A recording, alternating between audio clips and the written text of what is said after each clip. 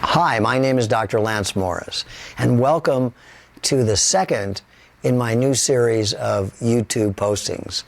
This series is autobiographical in nature, and you may find it more valuable if you follow it sequentially. Now, that said, certainly not necessary to do that. It's just a suggestion. And I want you to know that these postings will be short, so they will be poignant and easy to watch at your leisure. I'd like to start this story by sharing a basic cosmology that I formulated when I was 5 years old. For clarity, I'm defining cosmology as a fundamental worldview. The more formal definition is a description of the universe based on a melding of particle physics and astronomy. At 5, neither of those components were present for me yet. This cosmology consists of 5 principles that follow sequentially. What's remarkable is, despite their seeming simplicity, they are every bit as true today as they were when I was 5. Number 1, I exist. Number 2, if I exist, there must be a reason why I exist. Number 3, if there is a reason why I exist, that reason must be knowable to me in this life, this body, this brain, this mind, and this consciousness. Number 4, or none of this existence makes any sense at all. As number 4 was forming, I immediately rejected it as nonsensical or ridiculous. So number 5, principles 1 through 3, holds fast and remain true. Many of you may remember as a child looking in the mirror at yourself or looking at your hands and feeling awestruck, wondering, questioning, what am I? This often and frequently expands into the what, where, and how questions. For some of us, this may only be fleeting. For others, like myself, it was all-consuming.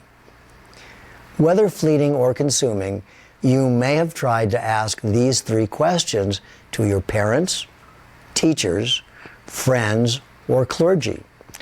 If your experience was anything like mine, the answers from all sources were less than satisfactory. Often at this point, many of us just gave up and either stopped asking or accepted the answers given. As children, our burning questions are often dismissed by parents or other authority figures. Answers like, "They're there," with a pat on the head, or "Don't ask stupid questions." We usually learn pretty early to shut up and stop asking. I was fortunate that I grew up in an intellectually stimulating environment with attributes particularly conducive for my personal awakening journey.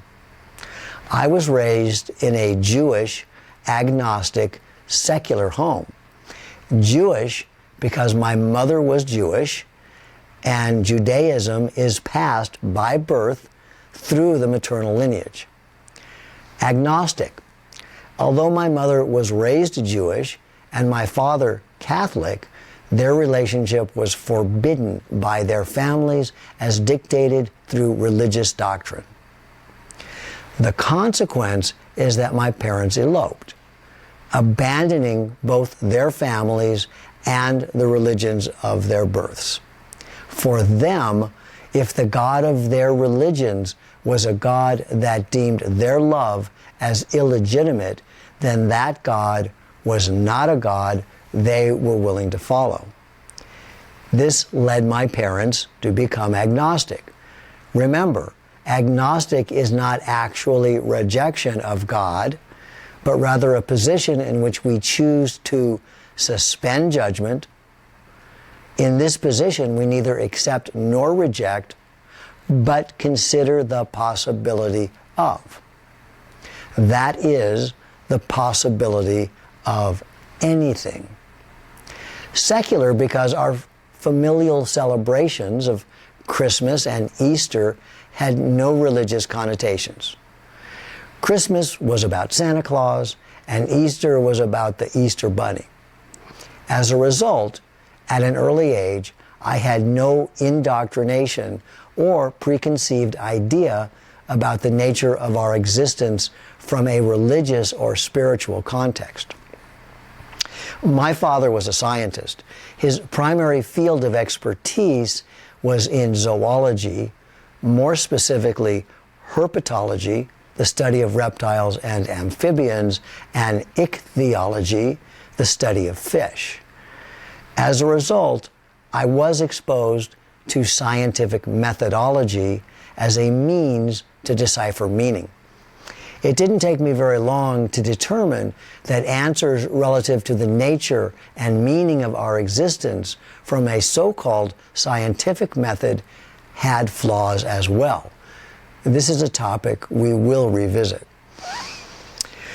When I shared my 5 principles with my parents and informed them that I was on a quest for meaning and understanding about the nature and purpose of life, they were very supportive and encouraged me to proceed.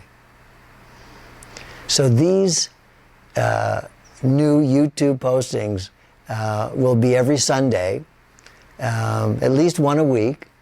Occasionally there could be more, but look for one a week. Get notified when I post them. Thank you, and I hope you stay with me in this series.